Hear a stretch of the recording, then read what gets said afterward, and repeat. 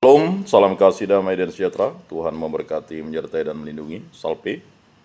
Mari kita buka kegiatan bimbingan penyuluhan dan katekese kita pada hari ini dengan berdoa dalam nama Bapa dan Putra dan Roh Kudus. Amin. Allah Tritunggal Yang Maha Kudus, kami bersyukur di hadirat-Mu. Rahmat-Mu, berkat-Mu selalu menyertai kami pada hari ini. Pada hari ini kami merayakan pesta wajib Santo Yosafat, Uskup dan Martir.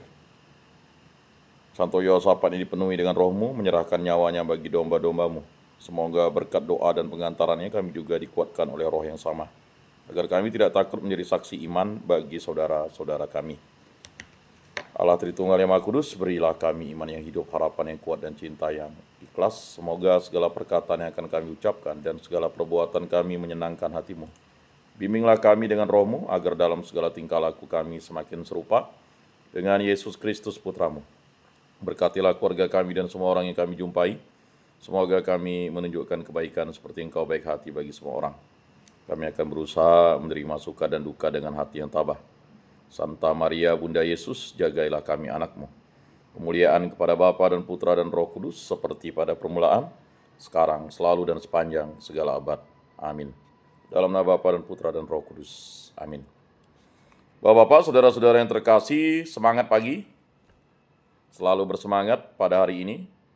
Pada hari ini kita akan mendalami iman kita dengan merefleksikan dan merenungkan bacaan hari ini, yaitu surat Rasul Paulus kepada Titus, bab 2, ayat 1-8, dilanjutkan ayat 11-14.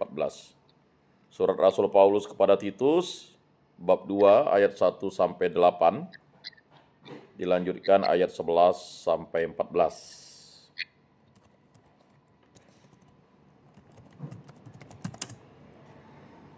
Ya, silakan dibuka kitab sucinya.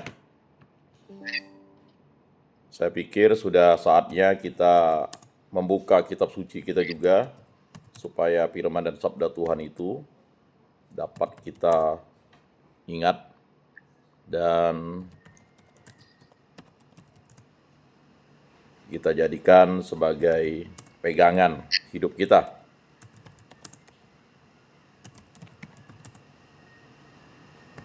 Surat Rasul Paulus kepada Titus bab 2 ayat 1-8, dilanjutkan ayat 11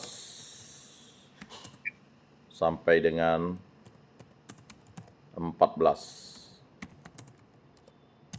Mari kita baca bersama-sama. Saudaraku terkasih, beritakanlah apa yang sesuai dengan ajaran yang sehat.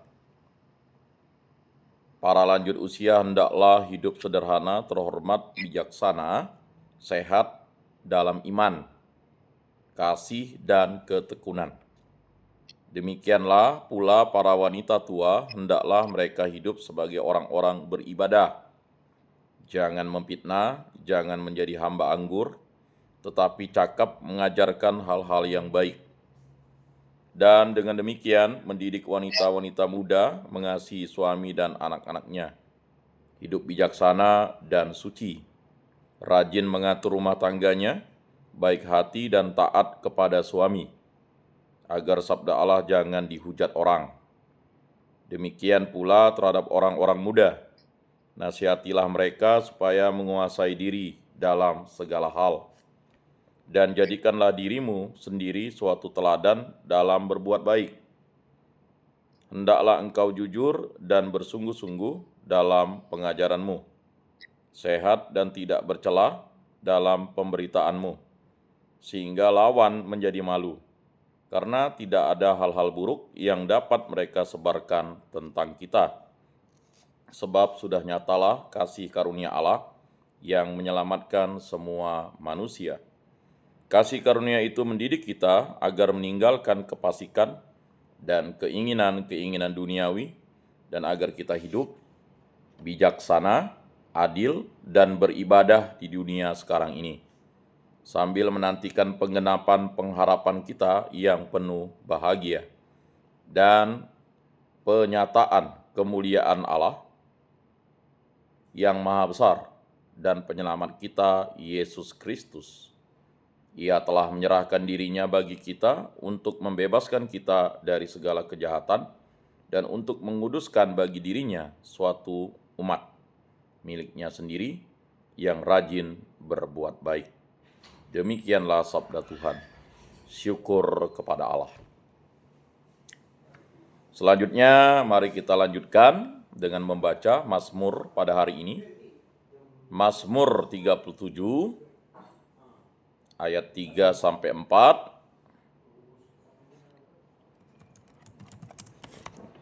Dilanjutkan dengan Mazmur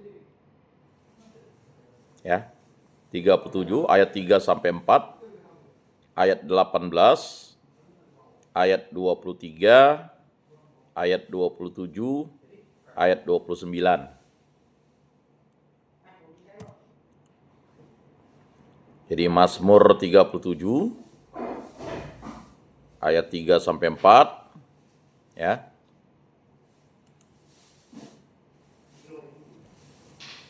Ayat 18, ayat 23, ayat 27, ayat 29. Mari kita membaca bersama dan mendengarkan dengan seksama. Orang-orang benar akan diselamatkan oleh Tuhan.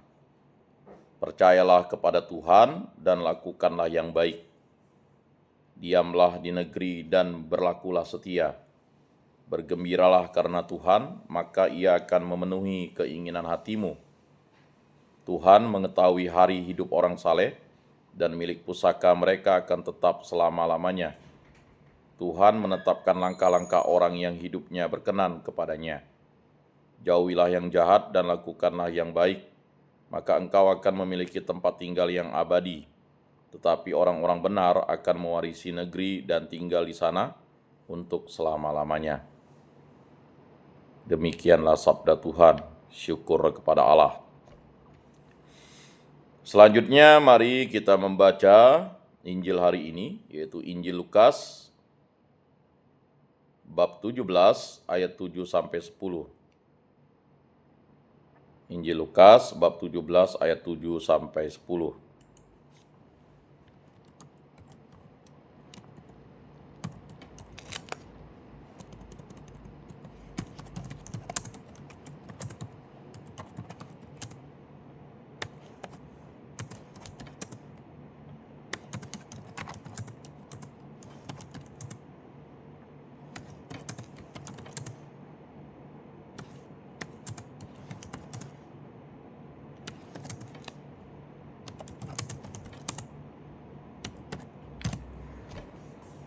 Injil Lukas bab 17 ayat 7 sampai 10, mari kita membaca bersama dan mendengarkan dengan seksama. Yesus bersabda kepada para murid, "Siapa di antaramu yang mempunyai seorang hamba yang membajak atau mengembalakan ternak baginya, akan berkata kepada hamba itu waktu ia pulang dari ladang, 'Mari segera makan.' Bukankah sebaliknya ia akan berkata kepada hamba itu, 'Sediakanlah makananku. Ikatlah pinggangmu dan layanilah aku sampai aku selesai makan dan minum. Dan sesudah itu engkau boleh makan dan minum.' Adakah ia berterima kasih kepada hamba itu karena ia telah melakukan apa yang ditugaskan kepadanya? Demikian jugalah kalian. Apabila kalian telah melakukan segala sesuatu yang ditugaskan kepadamu, hendaklah kalian berkata, 'Kami ini hamba-hamba tak berguna. Kami hanya melakukan apa yang harus kami lakukan.' Demikianlah sabda Tuhan.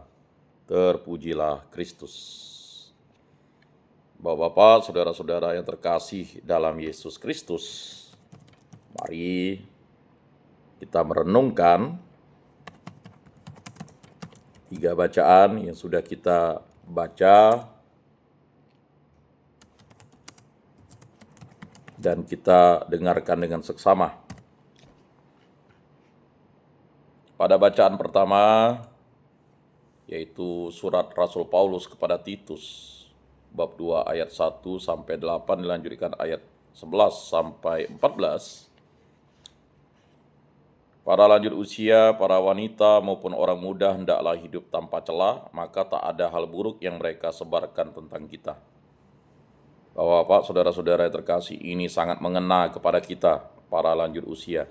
Kalau menurut kesehatan tuh lanjut usia itu di atas 40 ya. Kalau menurut ya.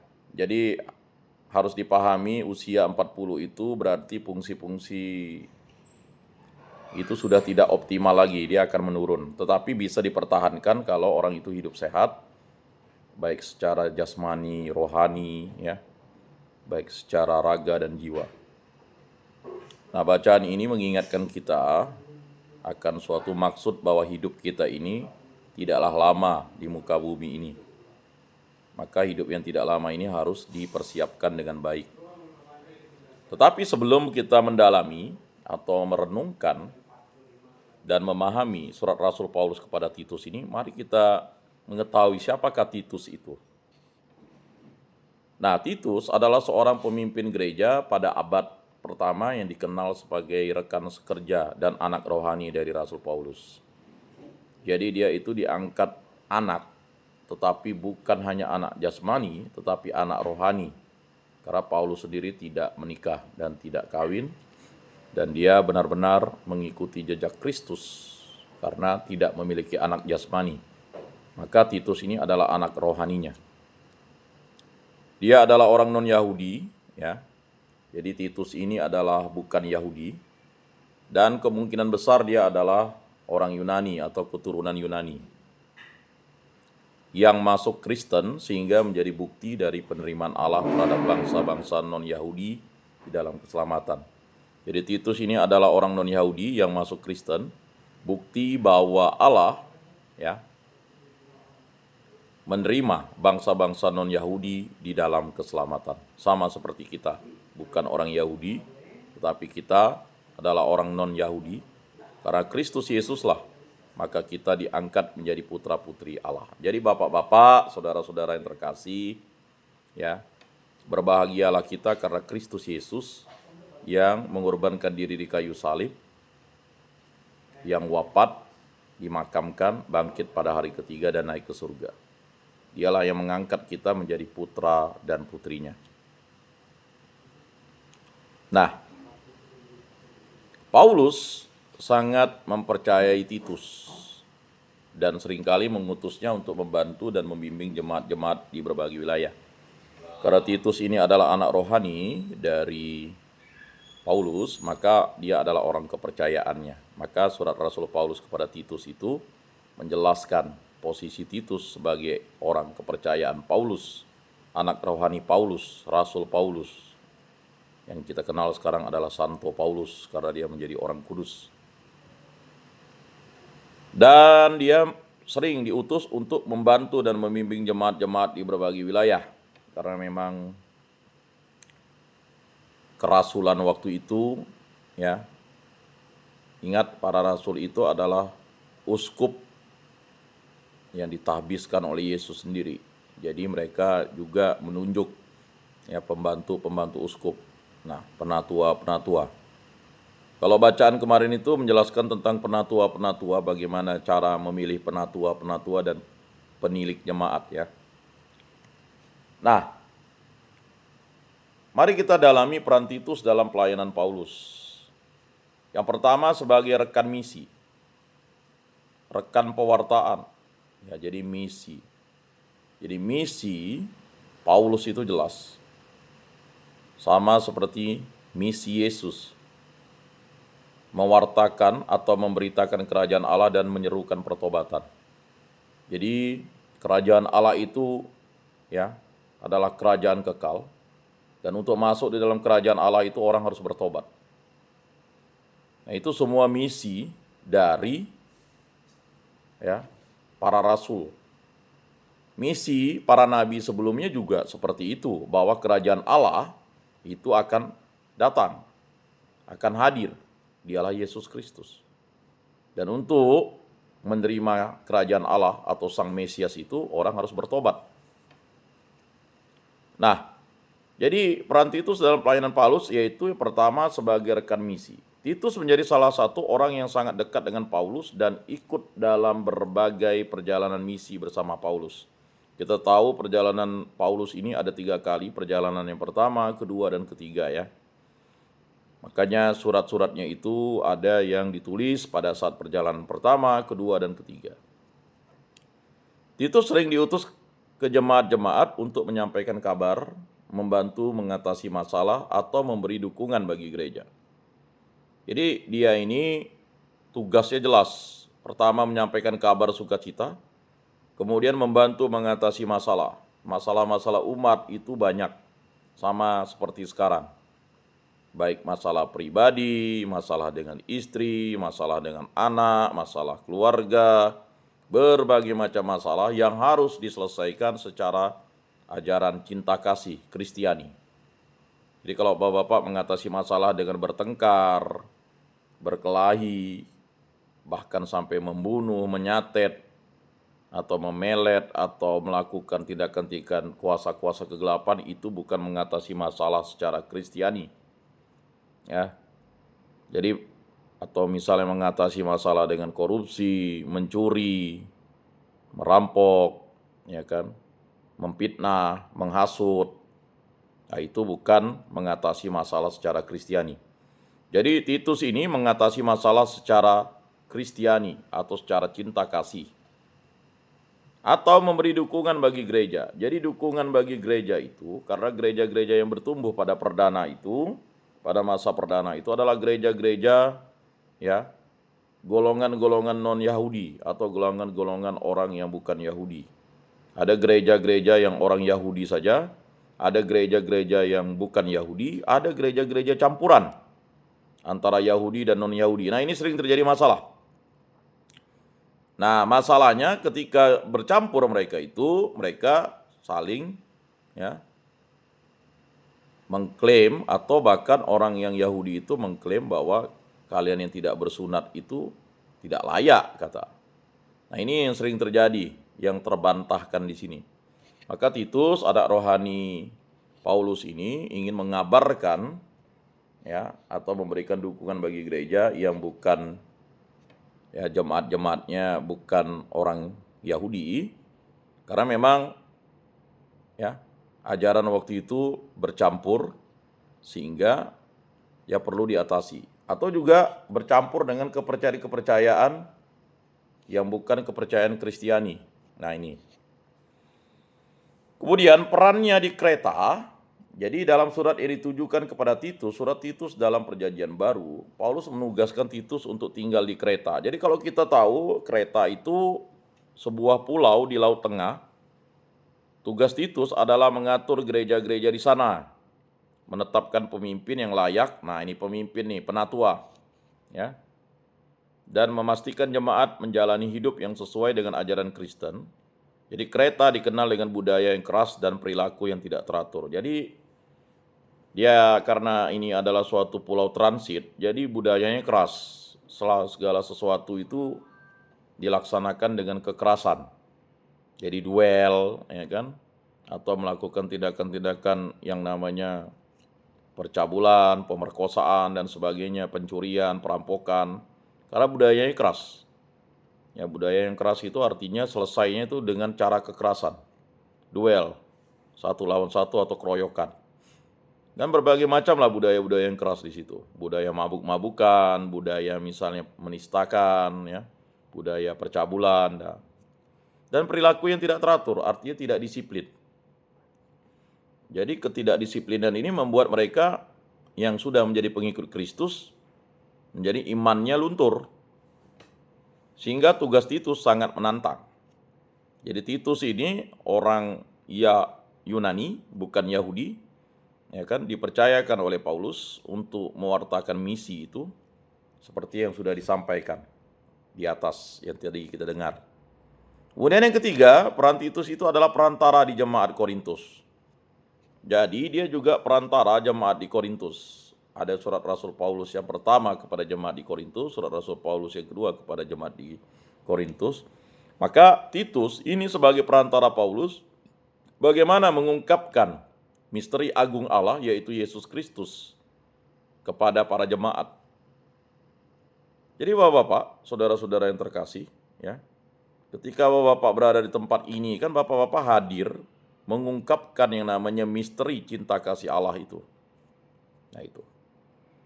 Jadi perantara di jemaat Korintus, Titus juga berperan penting dalam menghubungkan Paulus dengan jemaat di Korintus yang mengalami konflik dan tantangan.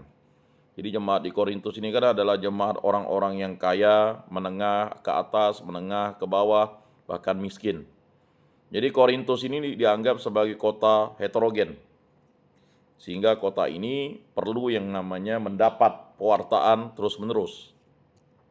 Paulus mengirim Titus untuk menyampaikan pesannya dan membantu menyelesaikan masalah yang ada. Jadi konflik-konflik masalah di dalam jemaat, ya kan? Jemaat dengan orang lain itu sering terjadi. Contohnya masalah-masalah perkawinan, masalah kesetiaan, masalah ya percabulan, masalah pencurian, ya, masalah ya berbagai macam. Karena di Korintus ini sering terjadi yang namanya ya kan orang mencintai sesama jenis. Nah, makanya dalam surat-surat itu Paulus menegaskan ya, bukan pemburit. Itu mau menegaskan bahwa terjadi persoalan-persoalan karena menurut budaya-budaya yang bukan Kristiani atau budaya-budaya bangsa asing yang lainnya, ya hal-hal itu dianggap biasa-biasa saja.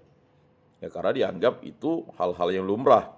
Tetapi menurut budaya Kristiani itu sudah tidak boleh dilakukan.